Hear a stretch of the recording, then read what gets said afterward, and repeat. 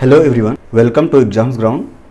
In this video, I am going to solve DSSB TGT question paper Natural Science, and this paper conducted on 8 September 2021. Already एक video upload हो चुका है जो कि 2018 paper था. ये आपका सेकेंड वीडियो है. It is going to very helpful for TGT 2024 जो भी एग्जाम कंडक्ट होने वाला है. उम्मीद करते हैं ये वीडियो आपको अच्छा लगेगा, तो अंत तक बने रहें. Let's start guys. Question first, which one of the following statement is correct. First है a 40 watt 220 volt bulb has a higher resistance than a 1 kilowatt 220 volt electric heater. And second है the maximum current that a 100 watt 220 volt lamp can withstand is 0.45 ampere. Choose the correct code. जो power होने वाला है it is equal to VI equal to V square by R. And for constant volt supply here देखिए 220 volt यहाँ भी है, 220 volt यहाँ पर भी है. P inversely proportional to R होने वाला है. P प्रोपोर्शनल टू 1/R हो जाएगा. That implies R1 by R2 is equal to P2 by P1. P2 की वैल्यू है 1 किलोवाट और P1 की वैल्यू है 40 वाट. सॉल्व इट तो R1 हो जाएगा 25 R2. ठीक है, तो R1 जो है it has higher resistance than this. Statement 1 is correct here. And जो करंट रहेगा स्टेटमेंट 2 वाला P बाई V कर दीजिए 0.45 एम्पियर आएगा. दैट इम्प्लाइज जो दोनों स्टेटमेंट है दोनों करेक्ट हैं. Option C is correct here. Question 2, which of the following statement is incorrect. The resistance of the wire is directly proportional to length of the wire. ये तो true होने वाला है, लेकिन it is asking for incorrect statement. The resistance of the wire is directly proportional to cross sectional area of the wire. ये आपका incorrect है. It is inversely proportional होता है, यहाँ पर डायरेक्टली लिखा हुआ है. दैट इज ऑप्शन B इसके अकॉर्डिंग क्वेश्चन के लिए करेक्ट ऑप्शन होगा. Question 3, which of the following statement is incorrect. The current produced by a battery is DC. Correct है, ट्रू होने वाला है. The current that flows out from the switch point in the homes, जो home में supply होता है आपका AC volt होता है, AC करंट होता है, तो ये भी ट्रू स्टेटमेंट है. Device like electric motor that work on DC are stronger than those that use AC. AC motors are generally considered more powerful than DC motors. The option C is false statement. And option D भी देख लीजिए. People who accidentally come in contact with AC are flung away. जब भी आप AC circuit या current के contact में आएंगे तो दूर झटक देता है. That is flung away, flung afar. तो ये भी ट्रू स्टेटमेंट है. तो option C according to question is a correct option. Question 4, in which year did Michael Faraday make the discovery of electromagnetic induction. 1831 में माइकल फैराडे ने electromagnetic induction का discovery किया था. Option B is correct here. Question number 5, naturally occurring stones which were earlier found to be able to attract iron and निकल like other substances are called. It is called as lodestones. A lodestone is a occurrence of naturally magnetized magnetite. ये आपका natural जो mineral होता है magnetite का, उसको लोडेस्टोन बोल रहे हैं. These are inherent magnets that possess the ability to attract iron. The phenomena of magnetism was initially observed in ancient times through the discovery of lodestone. Question 6. While generating ocean thermal energy, which of the following types of liquids is boiled by the warm ocean water? तो a liquid that evaporates easily at normal temperature is called a volatile liquid. Warm ocean water serves the purpose of boiling a volatile liquid such as ammonia. अब ammonia का boiling temperature देखिए बहुत ही कम है, -33.34 degree Celsius है. The vapour of the liquid are then use to run the turbine of the generator. ठीक, generator और डायनेमो इलेक्ट्रिसिटी प्रोड्यूस करने में यूज होता है. Question 7, which of the following is not an advantage of the nuclear energy. तो ये disadvantage के बारे में पूछ रहा है. तो डिसएडवांटेज क्या होने वाला है. देखिए स्टेटमेंट फर्स्ट दिया है, no waste gases are produced when electricity is produced out of nuclear sources. तो कोई वेस्ट गैस नहीं प्रोड्यूस होता है. That's okay. Statement 2, there is no scope of leakage of harmful radiation. There is always possibility of radiations. ठीक है, risk of accidental leakage of nuclear radiation रहेगा ही. ठीक, तो this is not an advantage. Option B is correct here. And आप बाकी भी देख सकते हैं, जो न्यूक्लियर एनर्जी होता है वहाँ पर फ्यूजन रिएक्शन कराया जाता है, और जो सन और स्टार की एनर्जी होती है वहाँ पर फ्यूजन रिएक्शन होता है. तो ये भी इम्पॉर्टेंट है, याद रखिएगा. Question 8, which of the following statement is not correct regarding generation of wind power? The turbine converts mechanical energy into electrical energy. Turbine नहीं कन्वर्ट करता है, टर्बाइन के साथ लगा हुआ जनरेटर होता है, तो generator converts the mechanical energy into electrical energy. तो आपका ऑप्शन ए करेक्ट होने वाला है। It is asking for not correct, तो ऑप्शन ए नॉट करेक्ट है। बाकी सब आपका ऑप्शन जो भी लिखा हुआ करेक्ट होने वाला है। Just check it. The blades of the windmill are angled into the wind. In older windmills, wind energy was used to run machinery to do physical work like crushing grain or pumping water. The wind speed is vital in the production of the electricity. तो B, C, D सब true statement है, false statement option A था, that's why it is going to be correct. Question 9, how can biomass be used as a source of energy? By burning dry biomass, by decomposition of biomass in the absence of oxygen. तो दोनों correct option होने वाला है। ठीक, biomass can be burn directly for heat, जैसे हमारे पास would हो गया, काऊ डंग केक्स हो गए, कोल हो गया, इनको डायरेक्टली बर्न कर लीजिए। और convert to liquid and gases fuels through various process, जैसे यहाँ पर बायोगैस प्लांट लगा हुआ है, गोबर गैस जिस भी इसको बोलते हैं, तो आप डिफरेंट फॉर्म में भी इसको यूज कर पाएंगे। Option C is correct here. Question 10, a 900 gram solid cube having an edge of length 10 centimetre floats in water. How much volume of the cube is outside the water? Density of the water 1000 kg per meter cube, या आप बोल सकते हैं 1 gram per centimetre cube. 900 gram solid है, ठीक है। इसका जो वॉल्यूम है देखिए, इसका वॉल्यूम आ जाएगा 10 का क्यूब करना पड़ेगा, 1000 सेंटीमीटर क्यूब आने वाला है। ठीक, तो इसकी जो डेंसिटी आने वाली है, density 1 gram per centimetre cube से लेस है, लेस डेंसिटी है, वाटर डेंसिटी ज़्यादा होने वाली है। तो ये जो सॉलिड होगा ये तैरेगा, डूबेगा नहीं, कंप्लीट सिंकिंग नहीं होने वाली है। तो फर्स्ट हम लोग यहाँ पर फाइंड आउट करने वाले हैं कि कितना वॉल्यूम ऑफ सॉलिड बाहर जा रहा है, वाटर कितना डिस्प्लेस हो रहा है। उसके लिए कैलकुलेट करना पड़ेगा जो भी आपका वाटर डिस्प्लेस्ड हुआ है। तो कोई भी ऑब्जेक्ट है अपने मास के बराबर और वाटर को डिस्प्लेस करेगा अगर हमारे फ्लोटिंग कंडीशन में है तो। ठीक, तो 900 ग्राम जो वाटर रहेगा वो डिस्प्लेस होने वाला है। तो यहाँ पर आपका जो डिस्प्लेस्ड वाटर है 900 ग्राम है और आपका water density 1 gram per centimetre cube होता है, तो जो वाटर वॉल्यूम डिस्प्लेस हुआ है 900 सेंटीमीटर क्यूब होने वाला है। और यही वॉल्यूम इक्वल होने वाला है जो आपका सिंक किया रहेगा, जो पार्शली इमर्स्ड है वॉल्यूम, वो आपका इक्विवेलेंट हो जाएगा दिस 900 सेंटीमीटर क्यूब के। तो यहाँ से हम लोग कैलकुलेट कर पाएंगे volume of the solid which is outside water, जो कि डूबा हुआ नहीं है। तो complete volume 1000 centimetre cube minus डूबा हुआ volume 900 centimetre cube equal to 100 centimeter cube. Option A is correct here. Question 11, find the work done by the force of gravity during the time a particle of mass 60 gram goes up on being thrown vertically upwards with a speed of 10 metre पर second.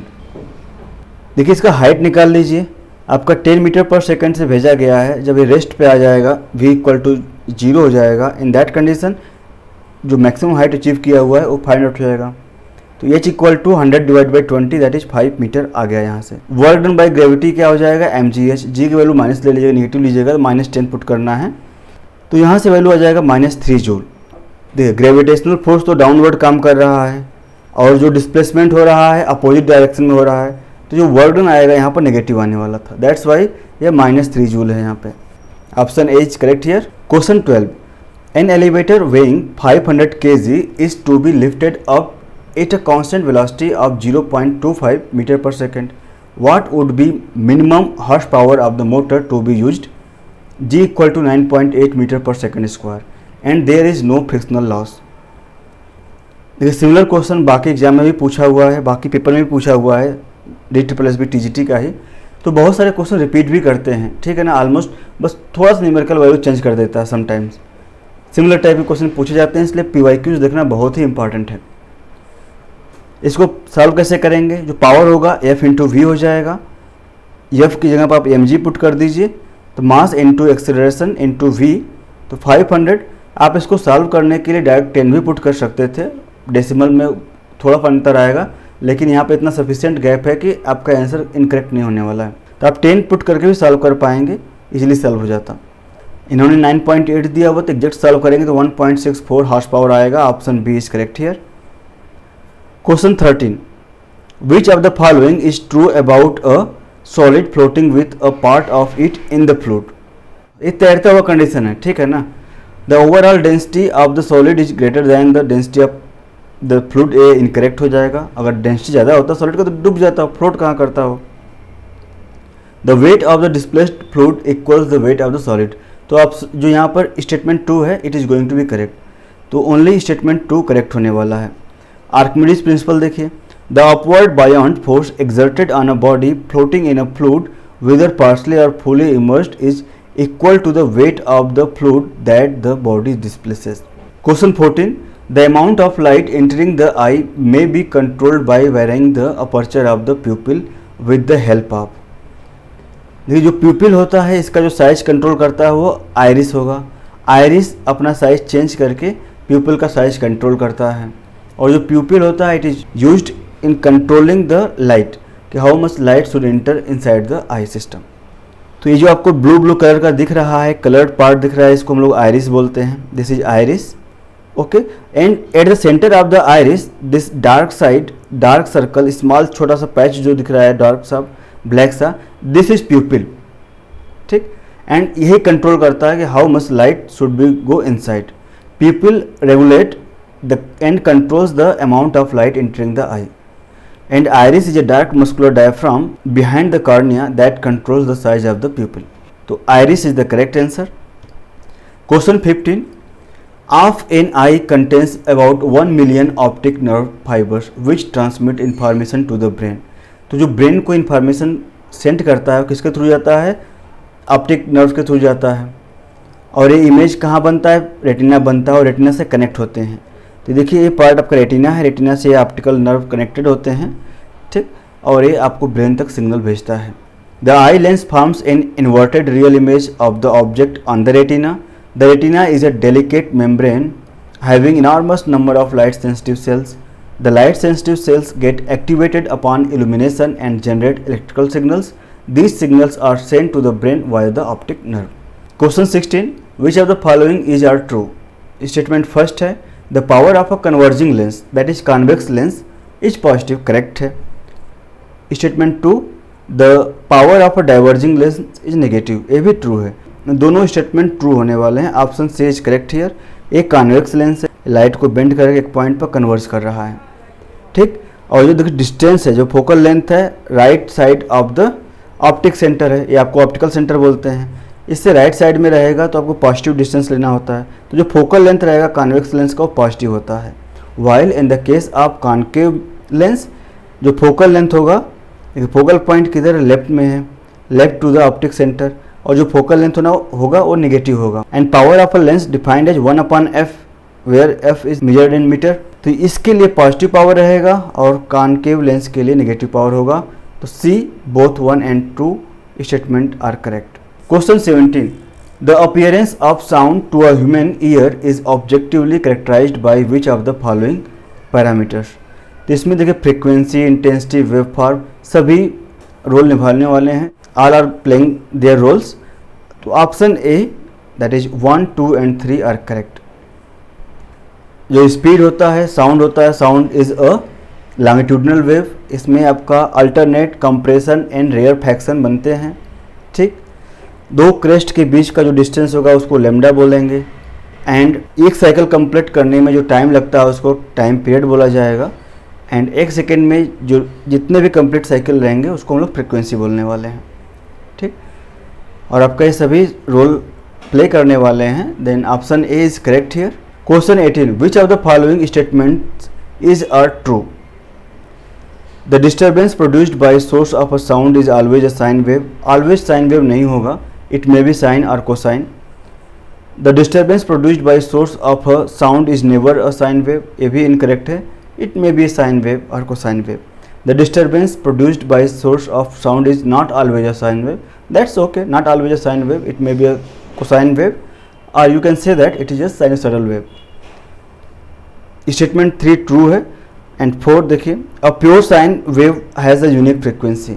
अगर आपके पास ए sine omega T use कर रहे हैं तो omega वहाँ पर आपका दिया हुआ है, that provide the unique frequency. तो ये भी आपका करेक्ट होने वाला है। तो statement 3rd and 4th are correct. Option C is correct here. Only statement 3 and 4 are correct.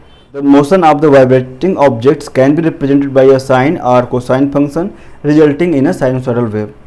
तो साइनसॉइडल वेव बोल सकते हैं और यूनिक फ्रीक्वेंसी होने वाला, that's okay. Question 19, in an alpha particle the protons will repel each other due to.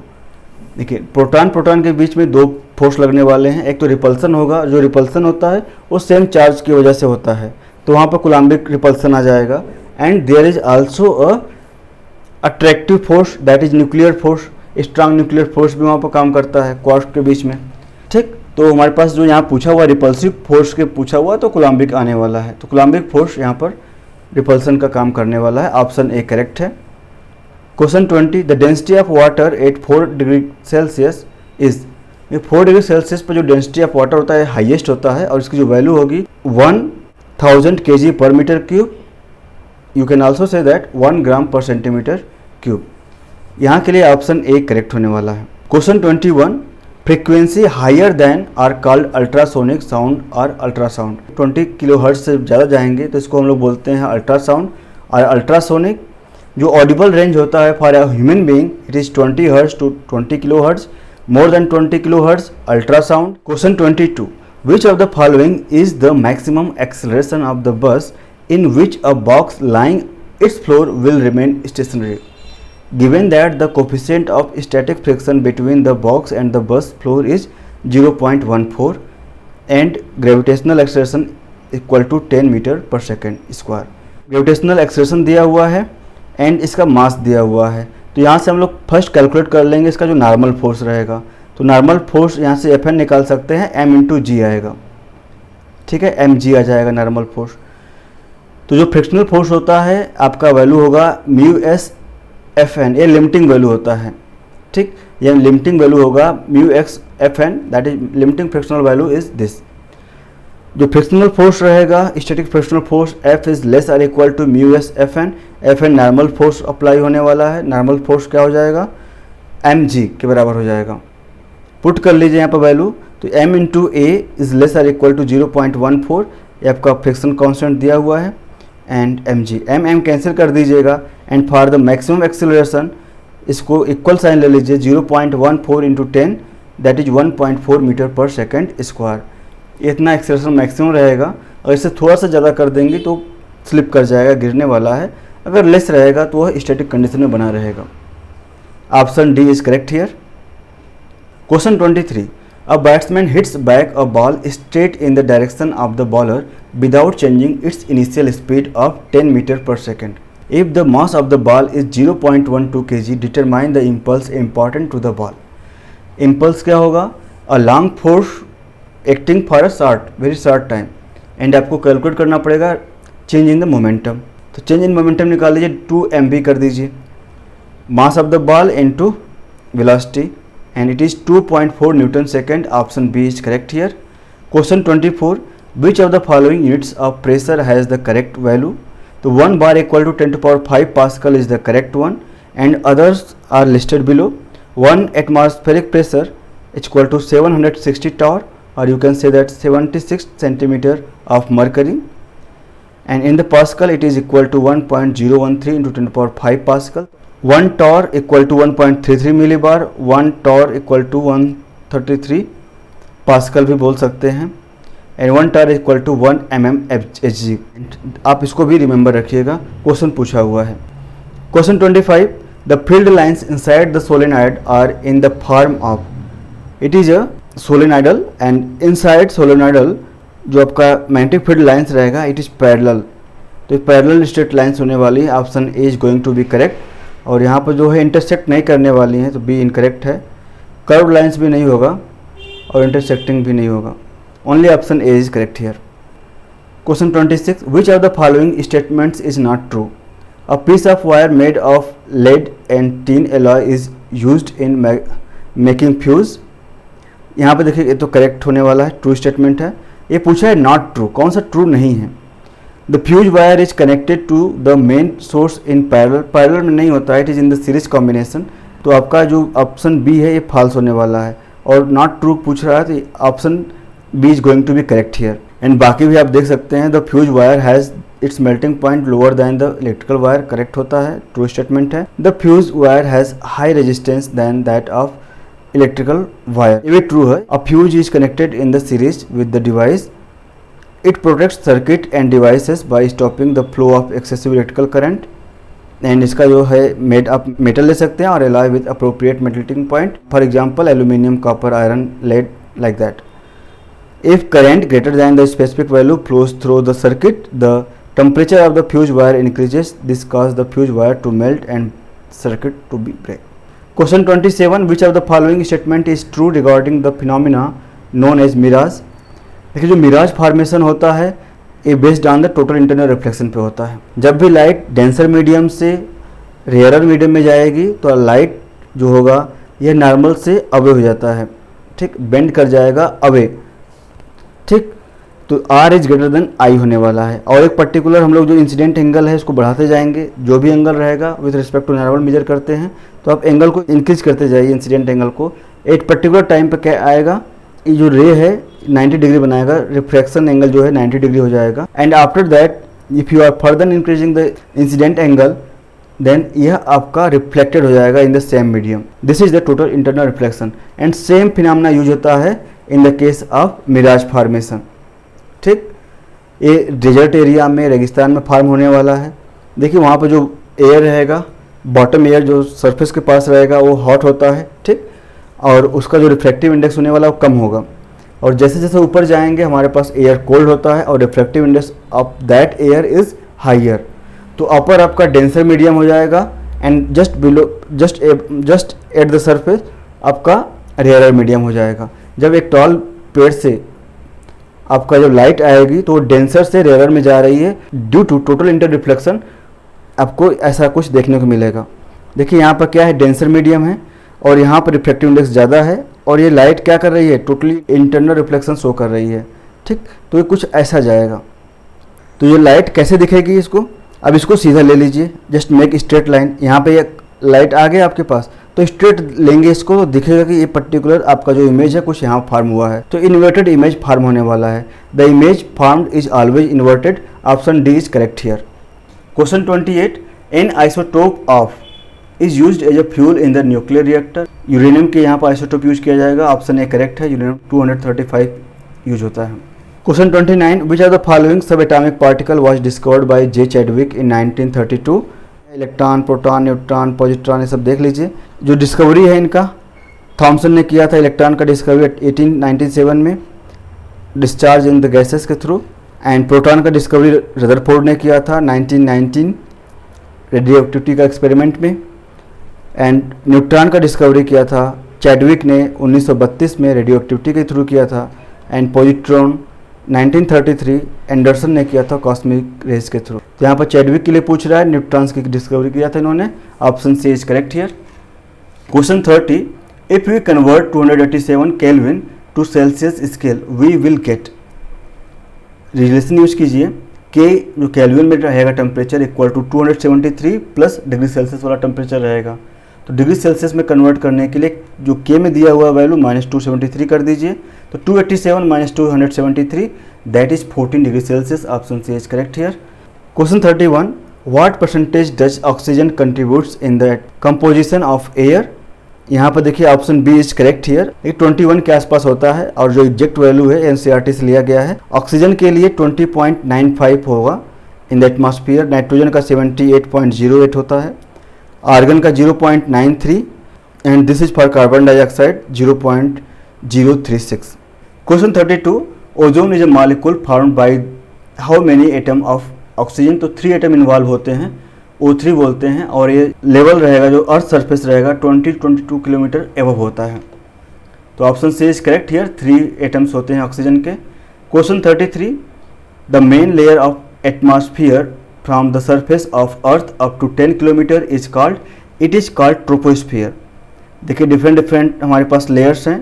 Troposphere है 10 kilometre तक, फिर 10 टू 50 किलोमीटर जाएंगे तो स्ट्रेटोस्फियर होने वाला है, 50 टू 80 किलोमीटर मेसोस्फियर है, एंड 80 टू 400 थर्मोस्फियर है, and more than 400 it is exosphere. तो यहाँ पर 10 किलोमीटर तक पूछ रहा है तो troposphere is the correct option, option A.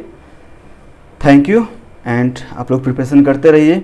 अगर आपको वीडियो अच्छा लगा हो, you want more videos on TGT natural science physics part, then please like and subscribe and comment ज़रूर कीजिएगा। Okay, all the best guys, bye bye.